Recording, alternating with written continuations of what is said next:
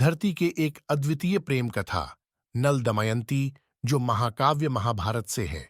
यह अत्यंत प्रेरणादायक कहानी है जो हमें बताती है कि प्रेम और समर्पण की शक्ति से हर कठिनाई को पार किया जा सकता है।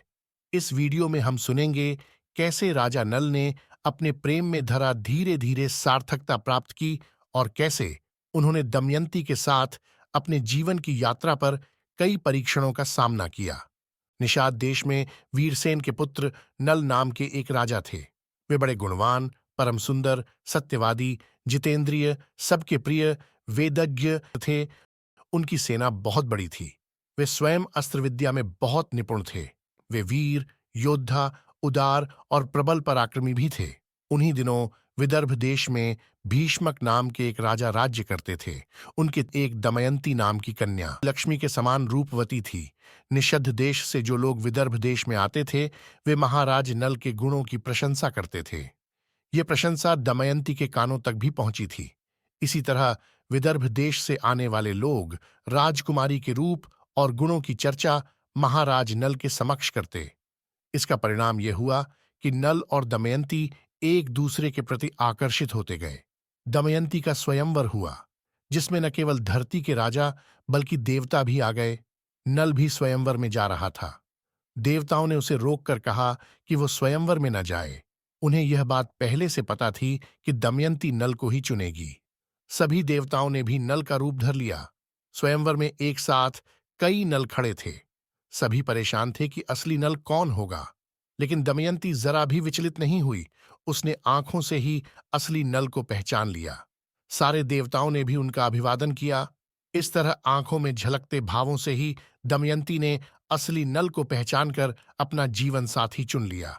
नव दंपत्ति को देवताओं का आशीर्वाद प्राप्त हुआ। दमयंती निषद्ध नरेश राजा नल की महारानी बनी। दोनों बड़े सुख से समय बिताने लगे। वैसे तो महाराज नल गुणवान, धर्मात्मा तथा पुण्यश्लोक थे, किंतु उनमें एक दोष था, जुए का व्यसन।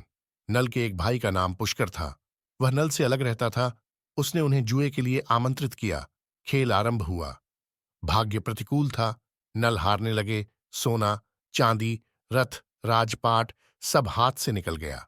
महारानी दमयंती ने प्रतिकूल समय जानकर अपने दोनों बच्चों को विदर्भ देश की राजधानी कुंडिनपुर भेज दिया। इधर नल जुए में अपना सर्वस्व हार गए। उन्होंने अपने शरीर के सारे वस्त्राभूषण उतार दिए। केवल एक वस्त्र पहनकर नगर से बाहर निकले। दमयंती ने भी मात्र एक साड़ी में पति का अनुसरण किया। एक दिन राजा नल ने सोने के पंख वाले कुछ पक्षी देखे। राजा नल ने सोचा, यदि इन्हें पकड़ लिया जाए तो इनको बेचकर निर्वाह करने के लिए कुछ धन कमाया जा सकता है। ऐसा विचार कर उन्होंने अपने पहनने का वस्त्र खोलकर पक्षियों पर फेंका। पक्षी वह वस्त्र लेकर उड़ गए। अब राजा नल के पास तन ढकने के लिए भी कोई वस्त्र न रह गया। नल अपनी अपेक्षा दमयंती के दुख से अधिक व्याकुल थे।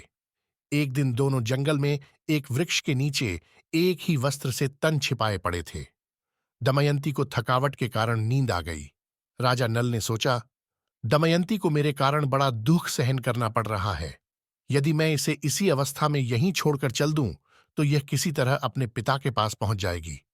ये विचार कर उन्होंने तलवार से उसकी आधी साड़ी को काट लिया और उसी से अपना तन ढककर तथा दमयंती को उसी अवस्था में छोड़कर वे चल दिए। जब दमयंती की नींद टूटी तो बेचारी अपने को अकेला पाकर करुण विलाप करने लगी। भूख और प्यास से व्याकुल होकर वह अचानक अजगर के पास चली गई और अजगर उसे निगलने लगा। दमयंती की चीख सुनकर एक व्याध ने उसे अजगर का ग्रास होने से बचाया, किंतु व्याध स्वभाव से दुष्ट था। उसने दमयंती के सौंदर्य पर मुग्ध होकर उसे अपनी काम पिपासा का शिकार बनाना चाहा। दमयंती उसे शाप देते हुए बोली, यदि मैंने अपने पति राजा नल को छोड़कर किसी अन्य पुरुष का चिंतन किया हो तो इस पापी व्याध के जीवन का अभी अंत हो जाए। दमयंती की बात पूरी होते ही व्याध के प्राण पखेरु उड़ गए। दैवयोग से भटकते हुए दमयंती एक दिन चेदिन ऋषि सुबाहु के पास और उसके बाद अपने पिता के पास पहुंच गई। अंततः दमयंती के सतीत्व के प्रभाव से एक दिन महाराज नल के दुखों का भी अंत हुआ।